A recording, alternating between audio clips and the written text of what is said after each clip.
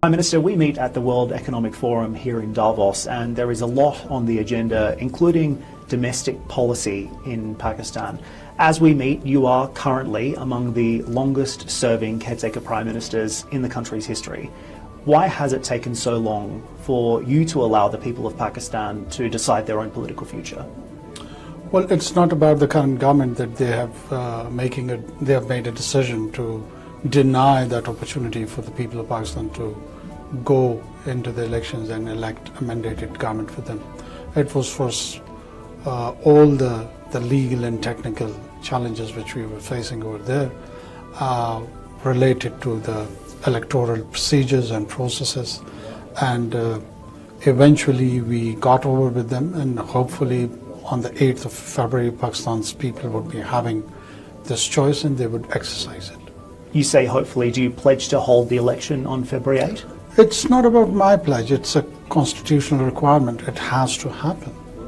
So of course, everyone is committed towards that day. It's also your job as caretaker prime minister to ensure that the country goes to an election. Will it happen on February 8?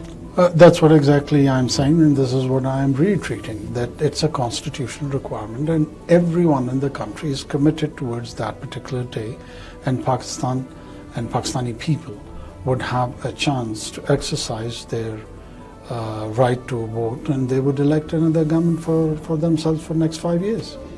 Prime Minister, as you'll appreciate, there is deep concern in Pakistan at the moment about the freeness and fairness of this upcoming election, particularly after the jailing of the former Prime Minister Imran Khan and most recently the banning of his party symbol. Can you address those concerns? Well, the fairness and the freeness are always subjective matters, and Pakistan is a transitional democracy, and in the whole of the region, and particularly in the South Asia, Eastern Europe to an extent, and a few other regions also. These transitional democracies, they do face domestic challenges. I'm not saying we are living in a settled, ideal democracy where all the standards, even on the Western Hemisphere, those standards are being questioned, and the quantum or what we call as a parameter for the fairness is questioned even in those countries where there are settled democracies. But yes, there are concerns, but we'll try that as much as we can to give a chance to the people so they can elect their future leadership in a very fair manner. I'm sure the people of Pakistan would agree, though, that they cannot necessarily be held to a different standard to an election in the West, for example, and as it stands, one of the country's most popular leaders in its history is in jail. The electoral symbol that he uses for his party has been changed, and the date of the election has been delayed. So how does that meet international standards for fairness? Well, he's not jailed for his political opinions. He's jailed for his alleged role in committing riots and encouraging arsons and encouraging his followers towards the disruptions. So these sort of behaviors are dealt with law even in the settled democracies. What happened when the people attacked on 4th of January, probably on Capitol Hill, and the kind of a judicial outcome was there where the people had to face the imprisonment and rest of the penalties associated with it. This is the same sort of analogy that you're having or seeing back home in Pakistan. The people who have been involved in the riots are behind the bars. It's not that the innocent people have been picked up for their political opinion and they've been denied a political role or being part of that process. These charges are politically motivated to keep him off the ballot. That's fine. He has all the right to say that, but let the courts decide that. It's not for me or for media or for the public opinion to decide this question, whether that has happened, it has been framed or not. So the courts are there to address all these questions. Critics also say this is likely the most rigged election in Pakistan's history. So why should we trust you? Oh, well, first, they said we're not going to have elections. Now, when we are having an election, they're saying, oh, it's one of the most rigged election in the history. let the elections happen, and then there would be international observers, there would be domestic media reporting it, there would be international media who would be reporting it, and let them then report and decide whether it was a rigged or not that rigged election. Is the media free and fair in Pakistan, though? I think so, even freer than the Western media. If you do the comparison, the Western media probably is under more stricter regulations than the media in Pakistan. I wanted to ask you about the economic outcomes as well. The World Bank has warned that the uncertainty surrounding the elections in Pakistan may hamper foreign investment or even put your IMF funding package at risk. Do you accept that there is significant economic uncertainty stemming from the uncertainty surrounding the elections? I don't know from where this assessment is coming, but on From the World 11th, Bank. But on 11th of January, the IMF board has approved our second tranche, and all those speculation regarding the elections have been addressed. Everyone is certain about the election date on 8th of February. And I think so that's going to lead towards a stable government, and which would translate into economic stability. I do see and project that probably though there wouldn't be a great growth rate in Pakistan, but there would be a sense of stability. It would be slow, but it would be sustainable. When it comes to the economic numbers here, inflation climbed to almost 30% in December, so a double-digit number there, and nearly 40% of Pakistanis as well are living in poverty, again according to the World Bank. The country's economic prospects have been dire for quite a long time. So in your view, what will the next government of Pakistan need to do in order to improve the living standards of everyday Pakistanis, and why has this not become more of a domestic issue for you in your caretaker role? Well, it was a top priority to bring the economic revival and focus on the growth and the rest of the economic indicators. For the next government, I think so, if there has to be a clear principle which would be guiding their, or which should be guiding their behavior, is to earn more and spend less. Until and unless there is spending or the expenditure side of the government which needs a thorough rationalization, and the revenue generation needs to be focused. We need to revamp our taxation system. It is badly redundant.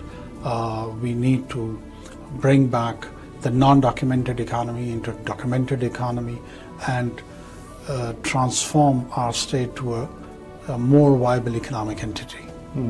So how do you do that? Well, we would be publishing our white paper, what we did in last 4 to 5 months.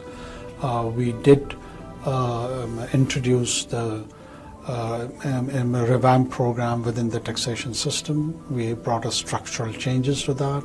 That's going to pass through the cabinet probably by the end of the month, and it would be in place as policy. We went for aggressive privatization spree.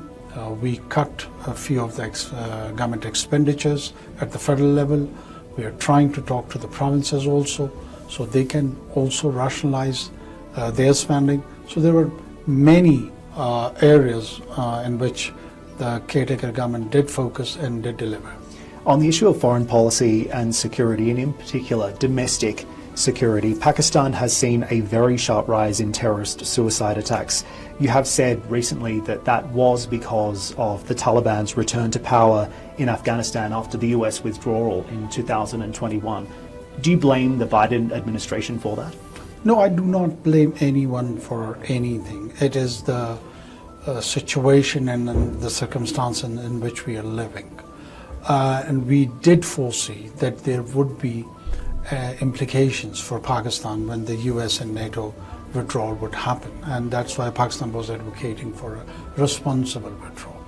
But at the same time, we do appreciate and see the perspective of the Western Hemisphere, the US and the rest of its allies. When they were in rush to leave the region, they had their own priorities. They wanted to focus in the other regions of the globe, and they wanted to focus on Indo-Pacific, on the rise of China, and a war on Ukraine, and now recently the crisis in Middle East. So Afghanistan was an abandoned project for them. But for us, it had a real-time tangible implications, and particularly the gadgets which were given to the Afghan Republic Army and which unfortunately were sold into the black market has been transferred to all these non-state actors, and they are challenging it within our region, and my prediction is that it will have implications for the larger Middle East also. Can you expand on what those implications may be? Well, they would be selling it to all non-actors who are present here in the region, in the black market for the money, until and unless there is no broad-based policy to discourage all such non-state actors wherever they exist as illegitimate, and their activities, be it economic activity or their other enterprises, should be eliminated or curtailed at best. Is the region doing enough to respond to those security concerns that you're outlining? And if not, what would you like to see? I think so. At the moment, we are on our own and we are responding to that challenge.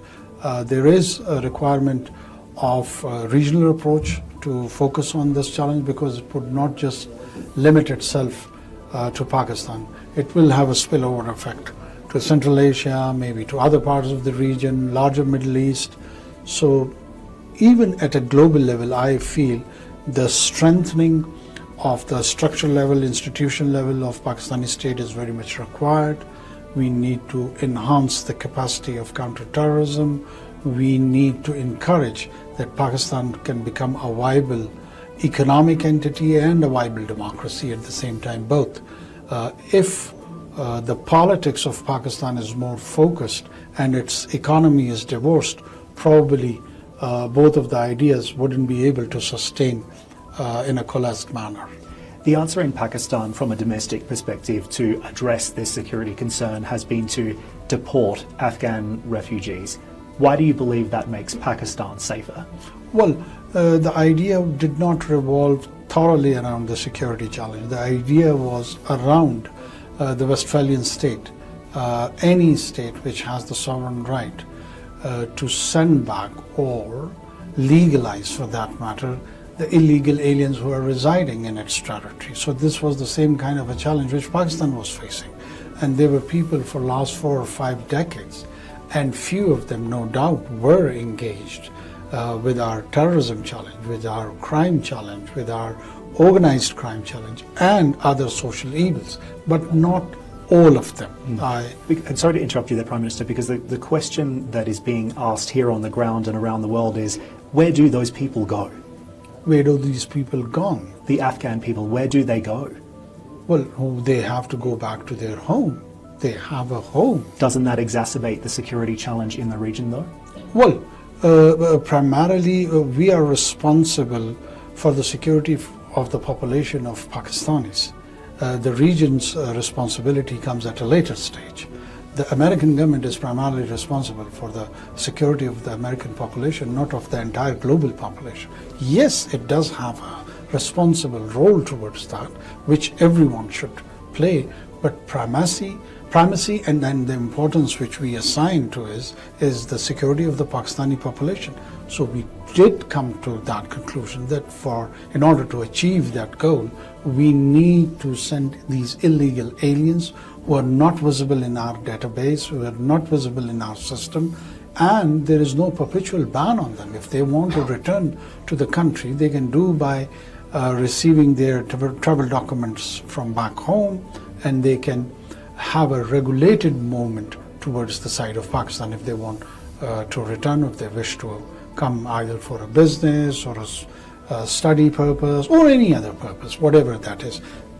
That's how they will be visible into our system, that who they are, what they are doing, and the government will have a vigilante role over such people. Have the US actions in Afghanistan driven Pakistan closer to China, both from an economic and security perspective? No, I don't think so. It's the US actions in Afghanistan. But yes, with China, we are strategically close. We have got a history with the Chinese, and there was a time when the Chinese and the US were quite close with one another when they were containing the Soviets. And that closeness happened via Pakistan. The famous Kissinger's clandestine trip to Beijing was via Islamabad. So there is a history of all three countries being quite close to one another. And then the strategic competition and the vying did change the position of the two, and that is China and US. But Pakistan still enjoys and remains pretty much close to Chinese state. And no matter what happens in the region, either in Afghanistan or anywhere else, that will not affect our relationship with China. Just finally, Prime Minister, what is your message to the Biden administration as Pakistan enters these elections in February? Well, Pakistan is a country of consequence, not a country of concern. So we need that Pakistan should be constructively engaged. It's a mid-sized power, and its actual potential and role needs to be appreciated, and that constructive engagement, be it in region or at a global scale, is the requirement and need of the hour. Prime Minister, thanks for your time. Thank you so much.